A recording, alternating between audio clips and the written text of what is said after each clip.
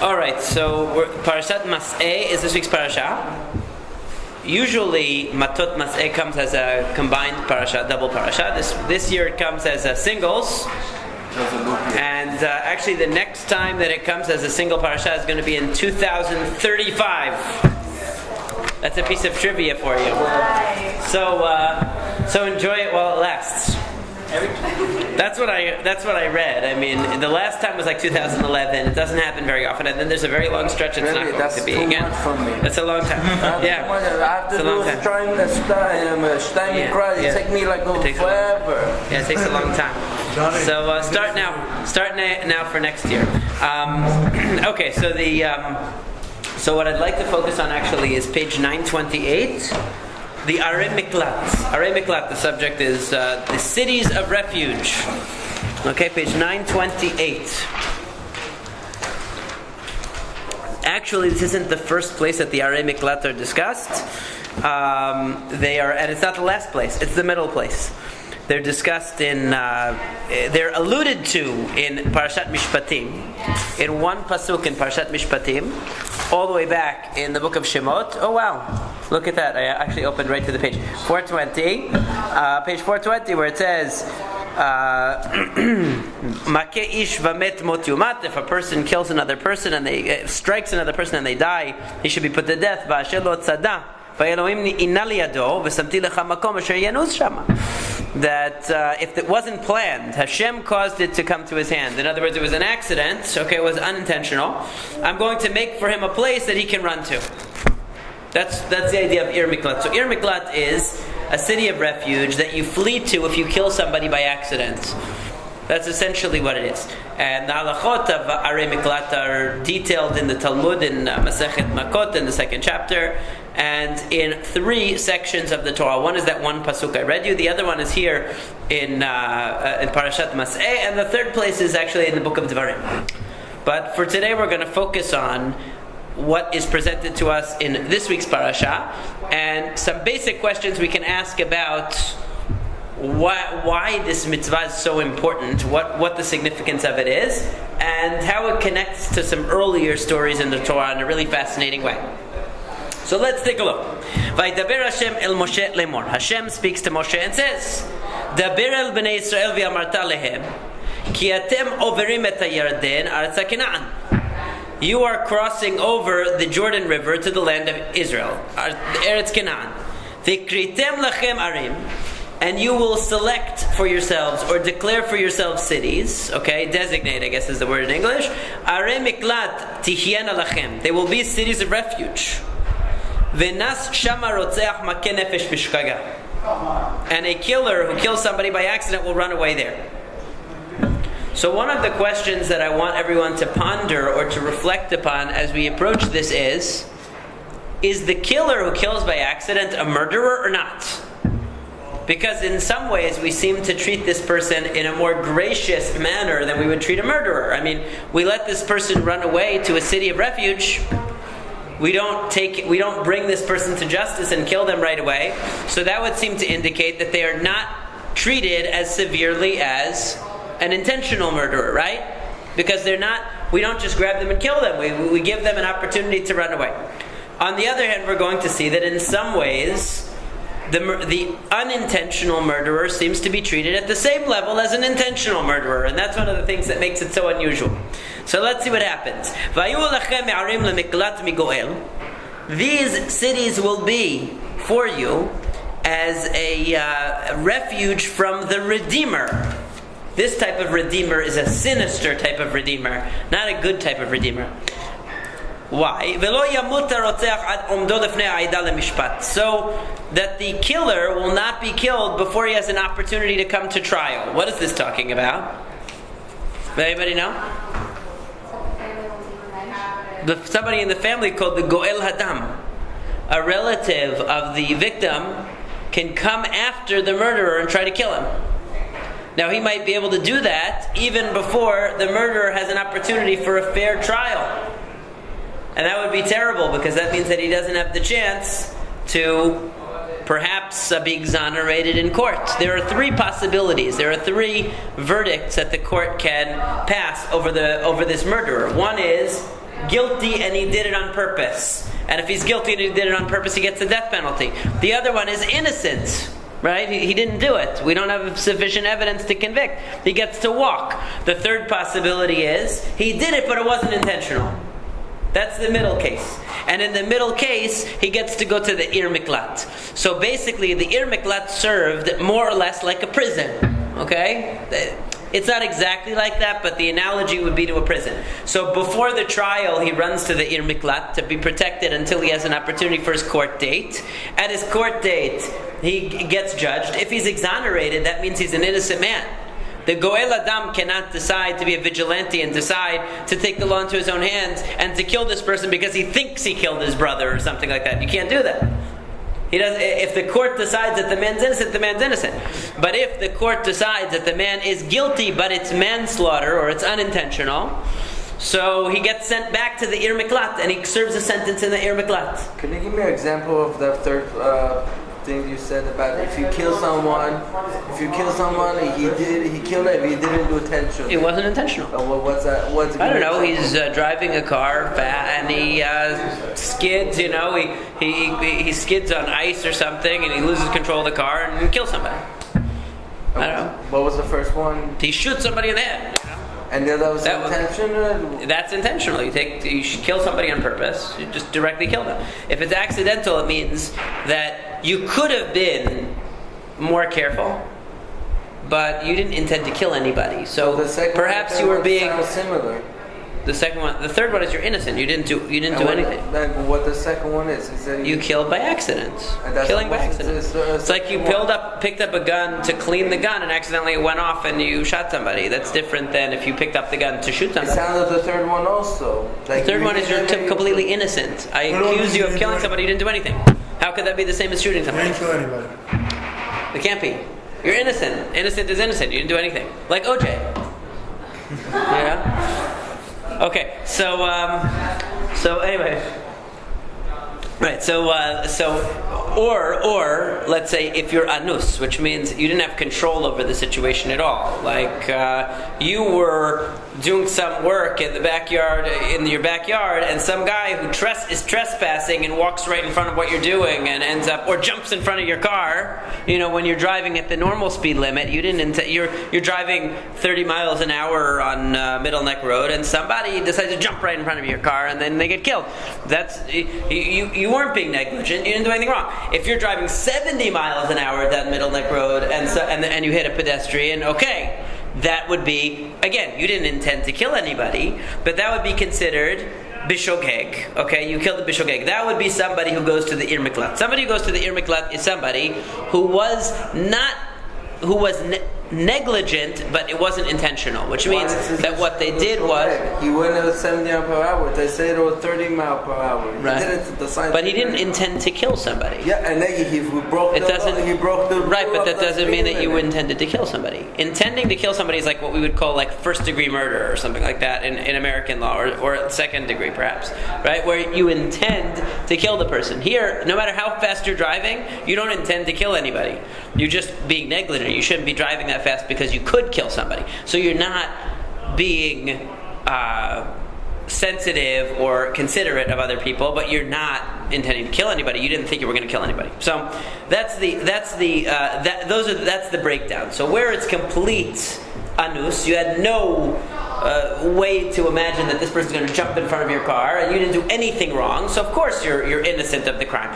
If you were negligent but you didn't intend to kill, that's the middle case. If you intended to kill, then obviously you're a murderer. Now, what does it say? So ve'arim asher titenu shesh arim miklat tiyana lachem. These cities that you're going to designate are 6 cities. Why 6? Because et shelosh arim titenu ma'ever layarden. 3 of the cities will be on one side of the Jordan, where the 2.5 tribes are going to reside. Right? That's the 2.5 tribes that we learned about last week. Okay, v'et shelosh arim titenu be'eretz Canaan, and the other 3 are going to be in the land of Canaan. So there's a whole discussion. It's disproportionate, because the entire land of Israel has only 3 arei miklat, and then just Ever HaYarden for 2.5 tribes has 3 arei miklat. It seems out of proportion, but that's another issue. Arei miklat tiyana, they will be cities of refuge. So Then it gives a description. That's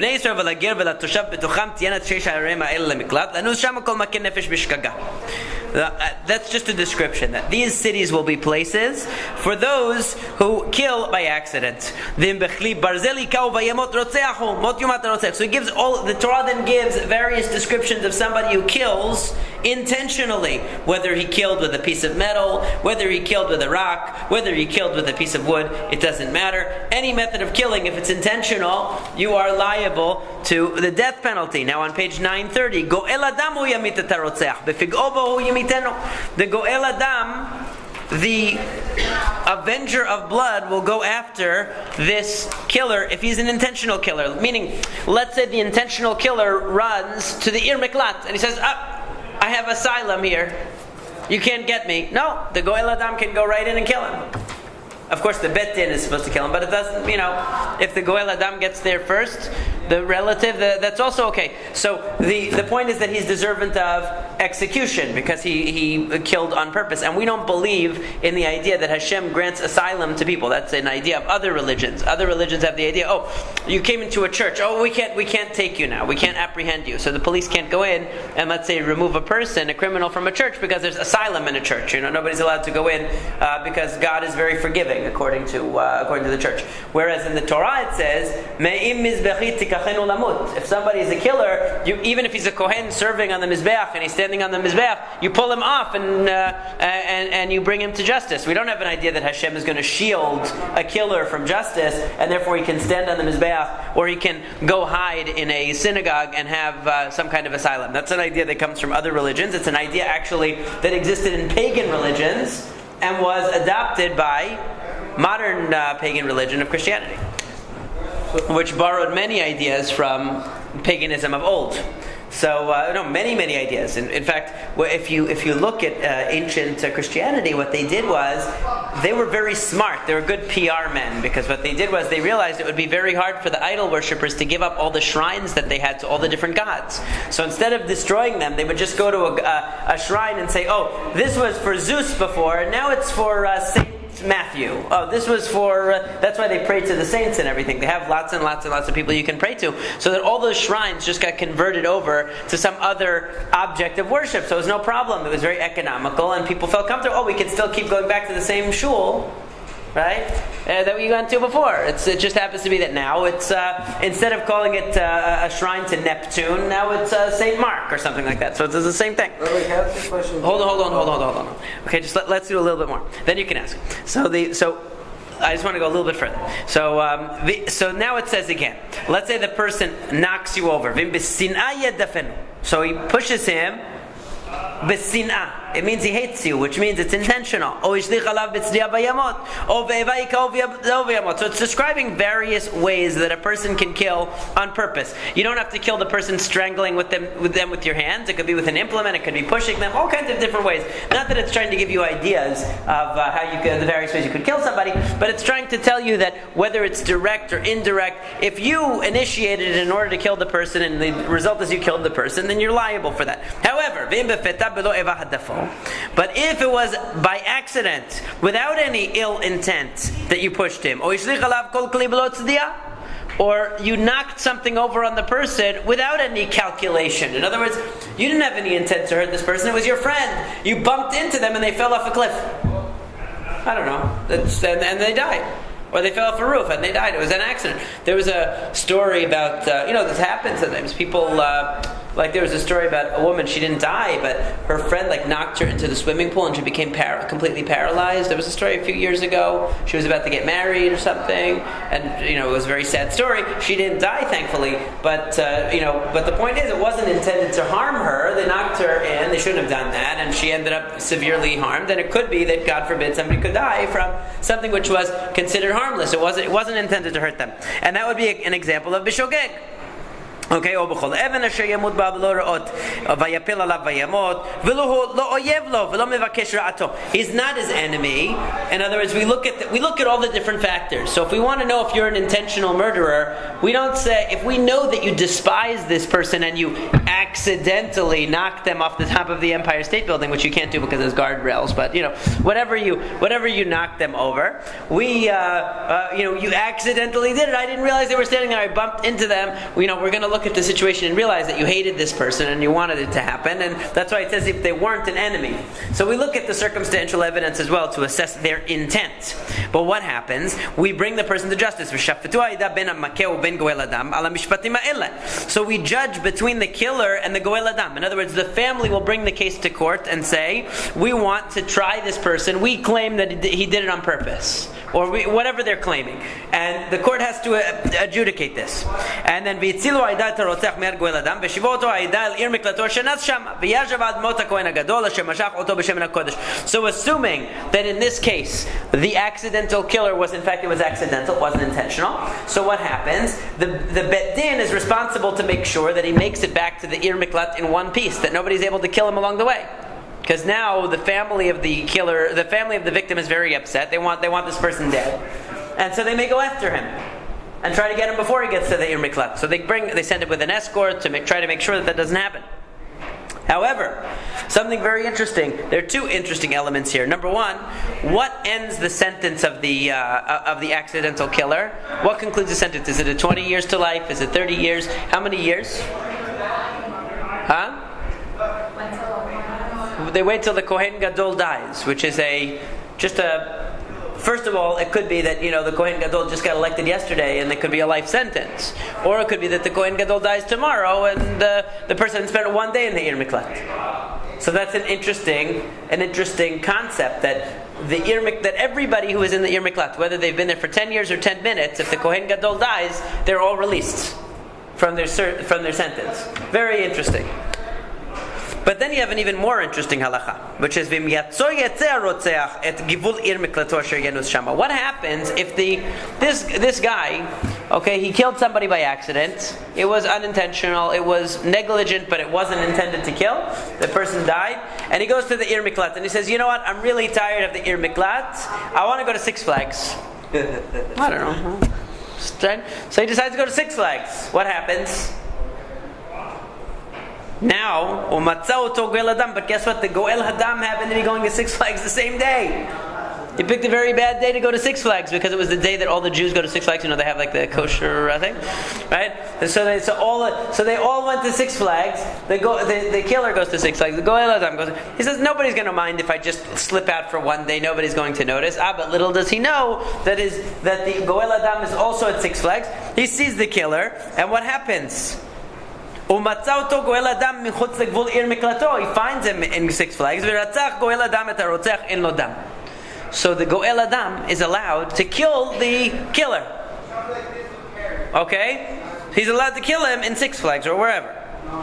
כי בעיר מקלטו ישב עד מות הכהן גדול, ואחרי מות הכהן הגדול ישב רוצח על ארץ אחוזתו. Because this killer is not allowed to leave the Ir Miklat. In other words, he's required to stay in the Ir Miklat until the Kohen Gadol dies. And if he leaves... Israel could do that, not in Chutzaretz, no? Anywhere. If he's outside of the Ir Miklat... It's not like in the halacha way we do it in... Yeah, but now we don't have a Sanhedrin for anything today. So we don't have. You're allowed to do it, right? To do what? To kill the killer? Yeah. These halachot are not practiced today because we don't have a Sanhedrin to judge the people like we once did. And the Rambam said you're allowed to. We don't have it today, though. We don't have the Sanhedrin today to do it. So we can't judge the people because we don't have the right court to judge capital cases. But if this were to happen, so the question is like this. The very simple question that bothers people when they read this. Wait a second. Is this killer deserving of death or not? Because if he's deserving of death, then why should we let him live in the Ir Miklat and get away with avoiding the death penalty? Why should we let him get away with it? And if he's not deserving of death, then why does the fact that he went to Six Flags one day make him all of a sudden he's deserving of death? All of a sudden you're allowed to shoot him. And in fact the halacha is that the Goel Adam is allowed to do it, and so is anybody. Okay, so in other words, if you see, it doesn't say you're allowed to, you're not supposed to, whatever, but you're patur. If you do it, you're exempt. You're exempt if you kill the rotech. So even if you see him, it doesn't have to be. And you say, you know what? I really hated that. I really love the guy that he killed, and I hate that guy. And now I see that he's not in the Ir Miklat. I'm going to kill him. It's not really your business to be killing him. It's the relative of the victim supposed to do it. But you take the law into your own hands. You decide to do it. Guess what? It's fine. They can't. The court hears about it. They say he killed the rotzech. Well, he shouldn't have been out of the Ir Miklat. I don't understand. If this guy is not, in America today, people are so sensitive about the death penalty, right? That like yesterday, I don't know if everybody heard about the case. Right? You saw? You're nodding your head. So they're always arguing about how humane is the process of the execution. They're so worried about it. Or, for example, if somebody is on death row and they become sick, they wait till they get better and then they kill them. Why do they do that? They're going to die anyway. What does it matter if it took an hour for the medicine to work, or it took 2 hours, or it took 2 seconds? Okay, I don't think that the killer was that worried about his victim when he killed them. But we have to be so careful that if he suffers even for a few minutes, then it's cruel and unusual punishment to kill the killer. So we're very, very sensitive to the execution of criminals, right? And we're always looking for ways to get people out of the death penalty. That's true in the Torah too. We're also always looking for ways to get people out. We don't want people to be subject to the death penalty, and the halacha makes it very easy to exempt people from the death penalty. We don't want to have to kill anybody. But the question that I have is, why is it that when it comes to this rotzeach, on one hand we're very gracious to him. We let him live in the Ir Miklat. We let him go and it's a city. It's not like a prison. He's not. He just has to stay within the. He just has to stay within the gvulot. He has to stay within the boundaries of the city. That's all. But if he sets foot one step outside the Ir Miklat, all of a sudden we could kill him and there's no problem. So what is it? Is he deserving of death or not? Which one is it? If he's deserving of death, kill him to begin with. Why are you wasting my time putting my Ir Miklat? If he isn't deserving of death, how could he be allowed to be killed just because he stepped out of the Ir Miklat? It doesn't seem just. It doesn't seem logical. Is it logical? Do you have an answer? Okay.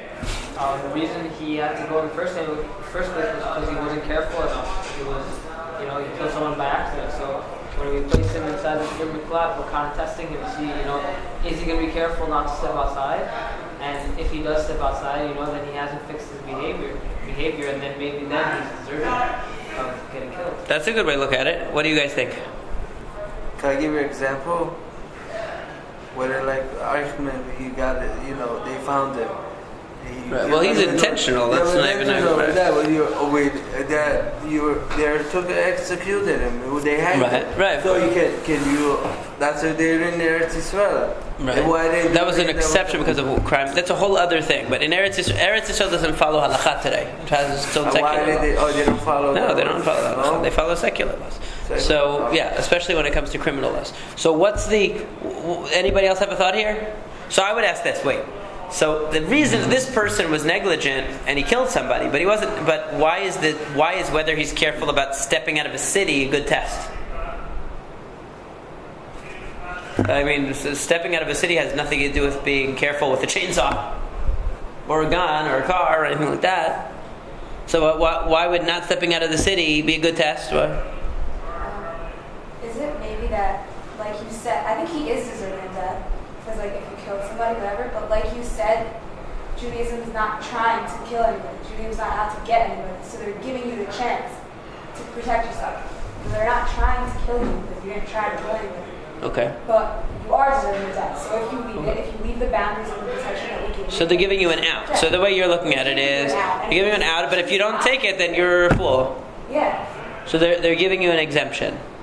But really, you're deserving of death. Okay, so that's one way of looking at it, right? Because there's really only two ways you could go, right? Either the person is deserving of death, but we're giving them an out. Or really, they're not deserving of death, but somehow stepping out of the Ir Miklat makes it worse. Right? Makes the situation worse. So you're saying maybe it's better to think it's a terrible thing, but we don't want to kill you, so we're going to give you an escape hatch. And if you don't use it, then that's your own problem. It's not my problem. That's what you're saying. Okay, what did you want to say? You had your hand up? I think it's like a punishment, that it's a punishment for them, because maybe maybe they're not deserved of death, they're deserved of some sort of punishment, and their punishment is to stay within the boundaries of the Irmi Clyde, not be able to necessarily live with their family, or go around and necessarily be free. And stepping out of those boundaries and stepping, it's kind of like violating. So it's like violating their prison. It's like if the prisoner tries to escape and they shoot at them or something like that. If I have a prison, so so you're saying it's like parole or like prison. It's almost like prison, but it's a little bit more relaxed than prison. But it's a punishment in the middle somewhere. Yeah. But again, why if they leave could they be killed then? If they're really not deserving of being killed? Because we wouldn't say like if a prisoner escapes from jail and we can apprehend them, let's say without killing them, we wouldn't let you kill them, right? So it wouldn't be. So I had something in the middle of this that I wanted to suggest as a possible answer, and that is that what's really the problem with the Goel Adam, or with the Rotzeach, with the murderer, and I'm going to show you another example of this in a second, is this guy is negligent because he's not sensitive enough to the value of human life. So he's really endangering other people because he's not sensitive to. That's why, when young people get driver's license, older people are always very worried about that. Why? Because first of all, kids, including all of you guys, don't take seriously the possibility that they could get killed. Okay, so that's just their sense of, I'm going to be here forever and I don't have anything to fear. That's one danger. The other danger is, they're not really that concerned about other people. They don't think about that as much. So it's something that makes us old folks get very nervous. Similarly, this person is somebody who wasn't sufficiently sensitive to the value of human life. That doesn't mean that he wanted to kill somebody, but he didn't take precautions. Like if somebody is extraordinarily concerned and considerate about the potential, the possibility of harming others or killing somebody, they will go out of their way to take every precaution and to guard themselves in every possible manner to prevent that from happening, right? Now this person failed to do that. They were negligent and they killed somebody. There's two possible responses to that happening. One possibility is, I didn't do anything wrong. It's not my problem. It wasn't on purpose, and leave me alone.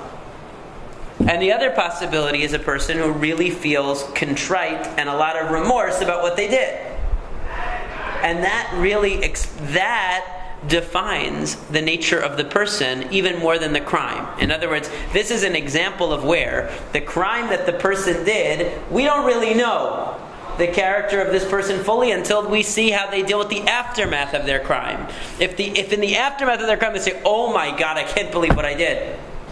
I sometimes it happens. People, with drunk drivers or people who kill others, in accidents and things like that they were negligent in some way and they can never get over what they did. They really feel the immense responsibility and guilt for what they did, and they take it upon themselves and they learn from it and they don't dismiss it lightly. That's a person who really internalizes now the sanctity of human life. They're not taking it lightly anymore.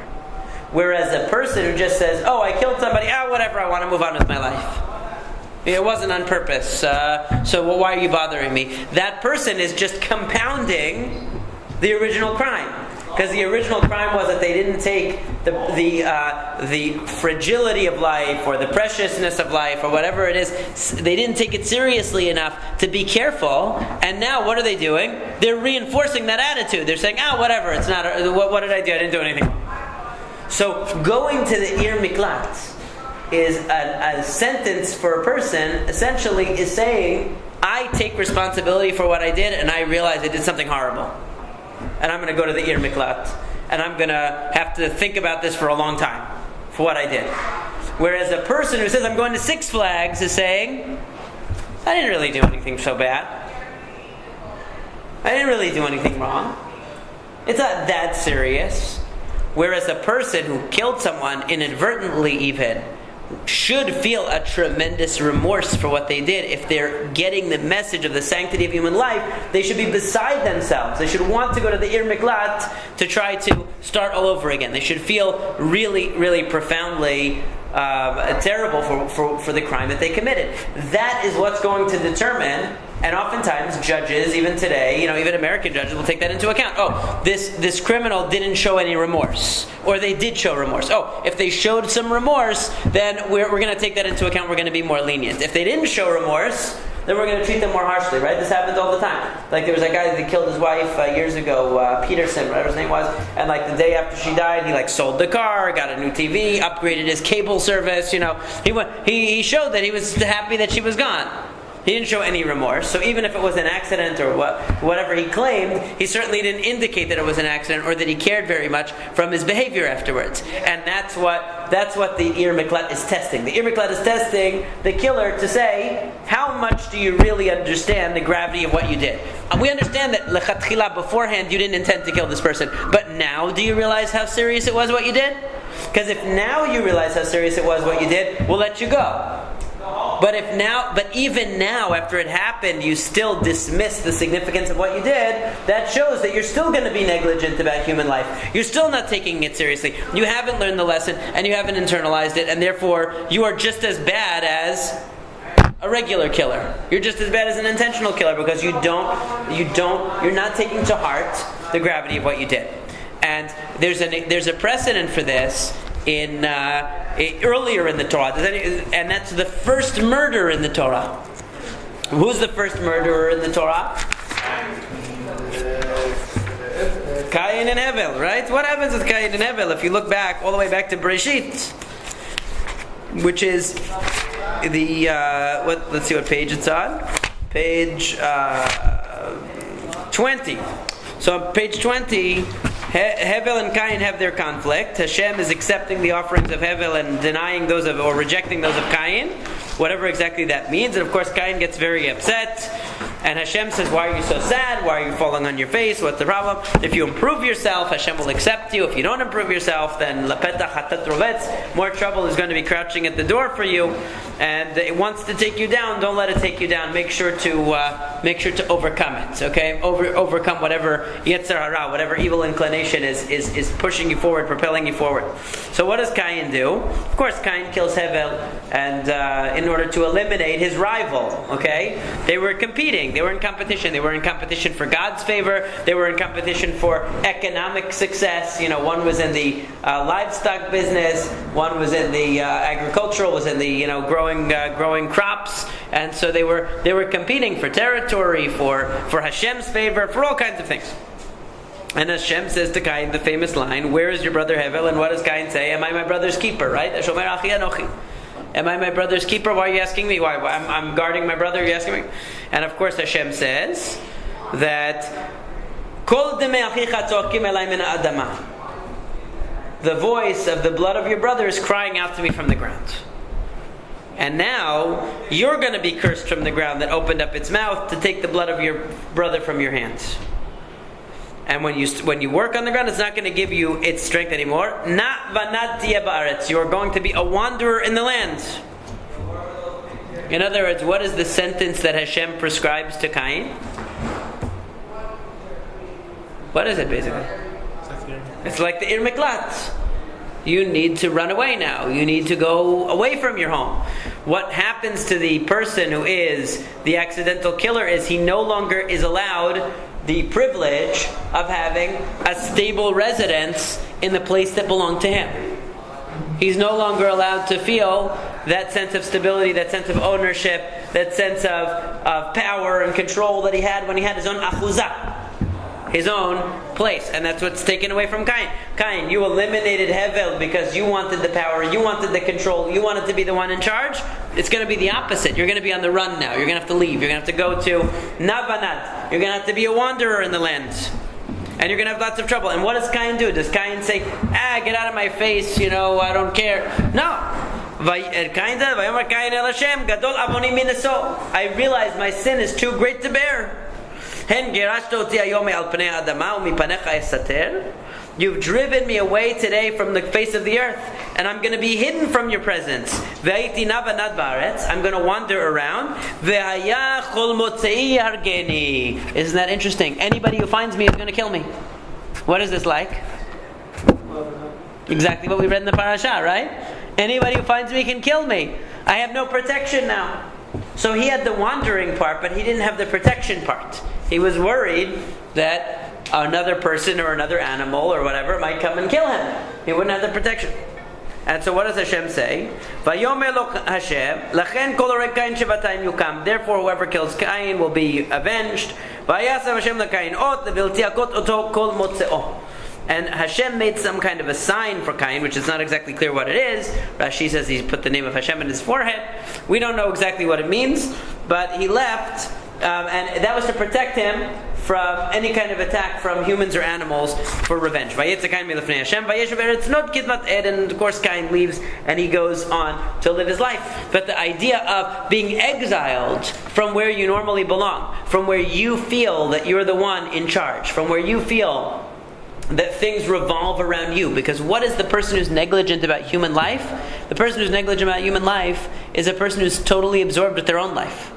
They're not thinking about human life, other people. Other people are just obstacles. Other people are just sources of either pleasure or pain, either help or problems. But they're not actually anything significant to me. I'm mainly self-absorbed. So that because I'm self-absorbed, I'm negligent of the harm that I might cause to others.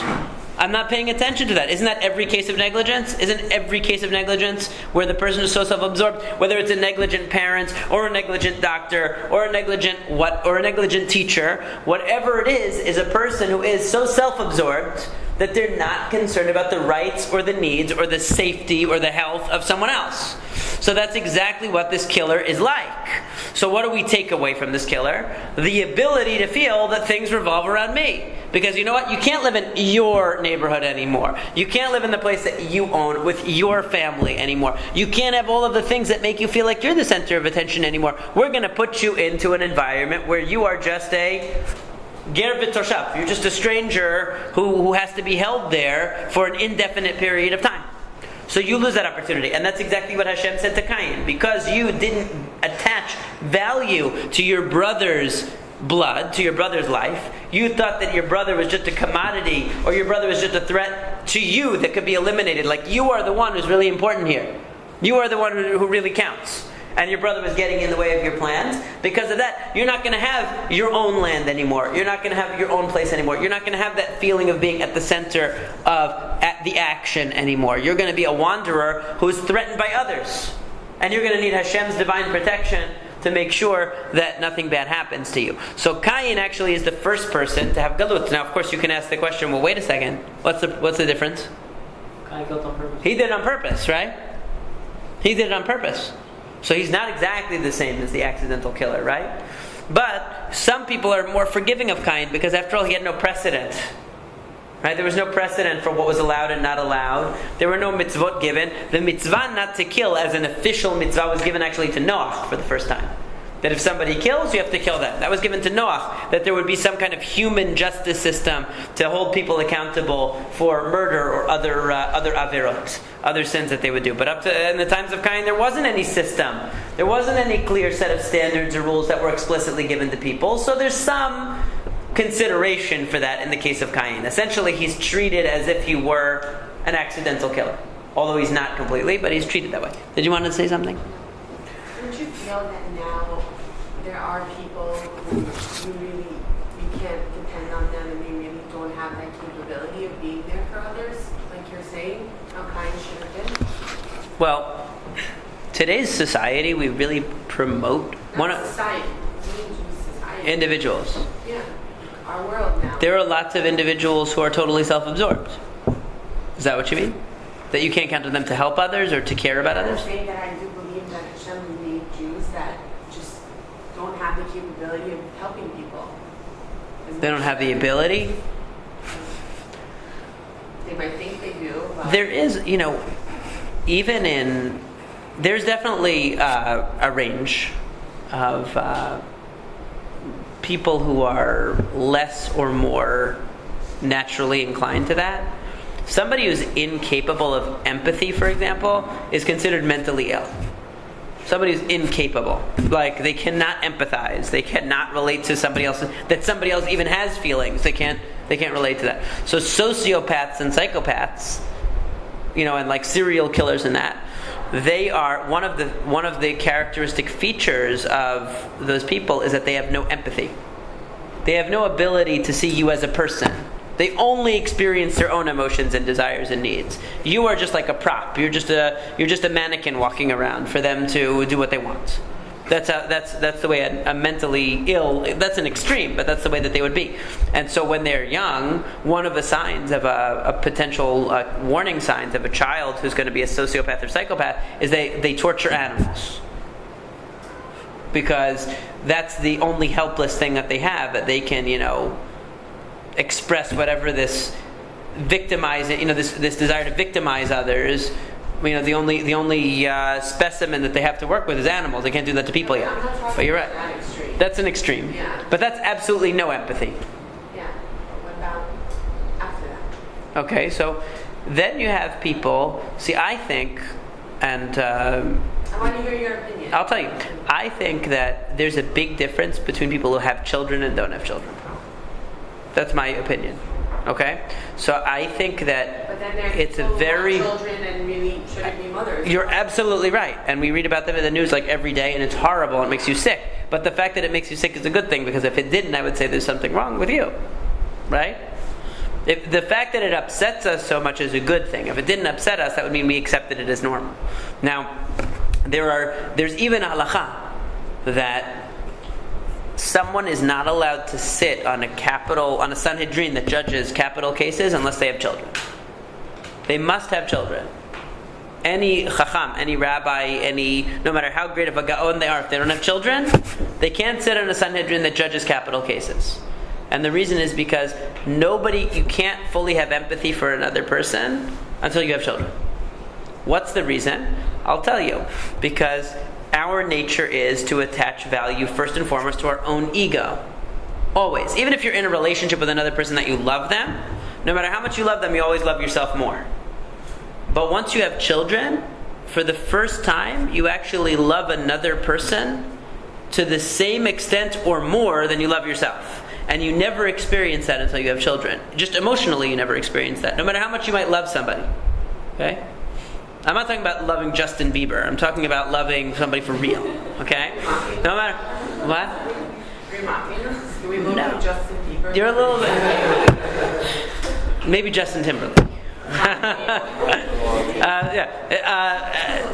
No.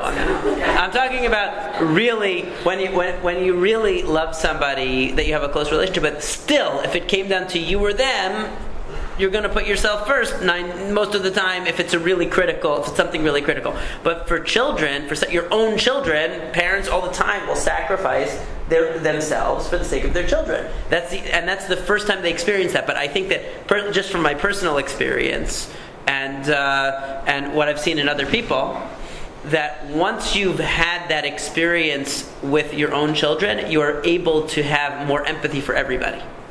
So I'll tell you just from my own life, you can hear horrible stories, especially like what's going on now in Israel, horrible stories about children dying and the terrible suffering that goes on. And this has been going on, my entire life, your entire life, it's been going on forever. But personally, I never felt the same intensity of emotion about it until after I had children, because then you can identify with a parent losing a child. You can identify with somebody dying that it would be like yourself dying, that you would rather die than them. And once you're able to experience that in your own, with your own children, you're able to identify and empathize with people beyond your circle on a level that it's not so easy to do before that. So I think that's something that's a big milestone first before you can really experience empathy. And even the halakha recognizes that a judge has to have children to really be able to judge another person's life and death.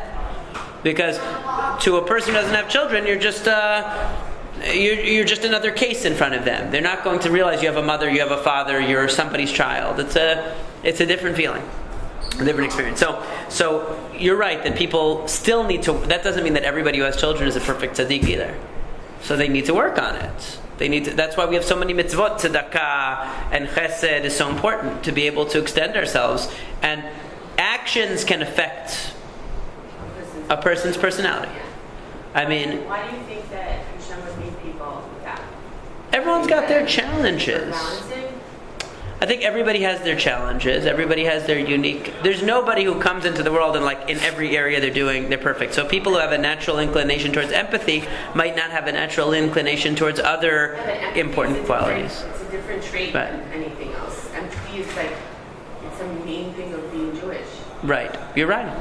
So for some people, some people are born with other impulses or instincts or desires or fears that also hold them back from fully living a Jewish life or fully living a good life. I mean, there are many different challenges a person could have. I mean, we know many of those are, topic of discussion all the time. So this is just another one of those. It is very fundamental because obviously one of the key things that Avraham Avinu, for example, was trying to teach was having empathy for others, caring about others, tzedakah and mishpat. To have charity and justice in a society, you have to be able to look at the other person and say that person's just as deserving of life and just as deserving of everything as I am. Because I really identify with them and I empathize with them, and I don't see myself as above the human race. I see myself as one member of the human race, and we're all equal in that. We all deserve life, and we all deserve freedom, and we all deserve, everything that all the blessings that we want for ourselves, we should want for them. That's v'ahavta l'reacha kamocha. You have to love the other person like you love yourself. So to have that level of love for other people, it's a great challenge. We have to work on it. We work on it by giving tzedakah, by doing chesed, and we shape ourselves in that direction. But definitely having children helps. So get working on it. I have a question about the fact that if a Kohen to kill someone, that he's not going to no longer become a Kohen. He's not allowed to do Birkat Kohanim anymore. And the question, if let's say if a Kohen killed someone, if in the Kohen Gadol die, he could come back to become a Kohen again? No, that wouldn't help him. That would just help him get out of the Ir Miklat. That would just help him get out of the Ir Miklat. Oh yeah? Yeah. Even the Shogeg, he's not going to be a Kohen. He wouldn't be able to do Birkat Kohanim anymore. Even though he's Shogeg, if a Kohen kills somebody, even B'Shogeg, he can't be a Kohen. He can't do Birkat Kohanim anymore. Why? It's a halacha because it says if your hands have ever been involved in murder, you can't use the same hands. There's a whole question about the chayalim. At that time there was Kohanim. They were killing each other. The Kohanim were hitting and the Kohanim they were killing each other. They were when? It was in the Gemara. Somewhere in the Gemara they were said like. I don't remember that. Well, there is a case where he pushed the guy off the ramp and killed him. But there's some cases, but it wasn't like a full-blown war among Kohanim. Yes. For this case, of course, in the time of the Sanhedrin, would it apply to a non-Jew? A non-Jew wouldn't run to an Ir Miklat, but it does say if you kill someone, if you kill a non-Jew. If a Jew killed no, they don't have the halacha of goel adam. They don't have the halacha of goel adam. So I mean, you're not allowed to kill anybody. Right, for sure not. But there's no concept of goel adam for them, so there's no concept of Ir Miklat for them. So just to conclude, so I think the main idea that I wanted to get across was that sometimes we can do an action, and what that action says about us, actually our response after we do the action is sometimes more definitive and more informative than what we thought or what we intended before the action. In other words, how we react to a mistake that we've made can sometimes be a redeeming occurrence. When a person has genuine remorse for what they've done, it can change the whole character of that Averah. And that's what the Ir Miklat basically gives the person an opportunity to make a choice. Am I taking responsibility for this action and showing remorse and demonstrating that I deeply regret it and I recognize the gravity of the horrific outcome of my negligence and therefore I've taken it to heart? Or am I dismissing it and therefore reinforcing my negligent and callous attitude towards other human beings? In which case, we could see why the Torah would allow the Goel Hadam to kill a person like that, because he's really fundamentally no better than a regular murderer, because he really doesn't place much of a value on other people, especially not when they're getting in the way of his lifestyle and what he cares about. And what he wants, and that, like Cain, for example. So Cain, of course, does teshuvah. He repents to some extent, and therefore he's given a second chance. In the Torah, if a person kills intentionally, they're not given a second chance, because we have a human court system. But when they kill accidentally, they're given an opportunity to choose. Do you want to endorse what you did? Or do you want to disavow and condemn what you did? If you disavow and condemn what you did by accepting your sentence going to the Ir Miklat, you get a new lease on life temporarily. If you decide to say, no, I stand behind what I did, and I'm going to live my life, and I'm going to go to the mall, and I'm not going to go to the Ir Miklat and do anything wrong, then you're going to show. Why are you being honest tonight? Why? I like to go to the mall. I like to go to the mall.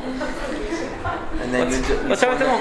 What makes you think that was about you? And you point out them as Justin Bieber. You might have a guilty conscience about the mall. You point out them as Justin Bieber. I don't know. And Justin Bieber is fine. I wasn't. I'm sure that these guys like Justin Bieber too. Elliot likes Justin. He probably does.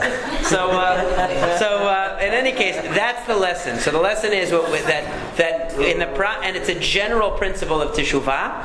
We all make mistakes. We all make errors. Sometimes after we've done an averah, the way that we process it and the way that we feel about it, and whether we decide to absorb that into ourselves or say no, I'm gonna reject what I did and recognize it as a mistake, that can make all the difference in how we're able to grow from that experience and how Hashem judges us for that choice or for that mistake.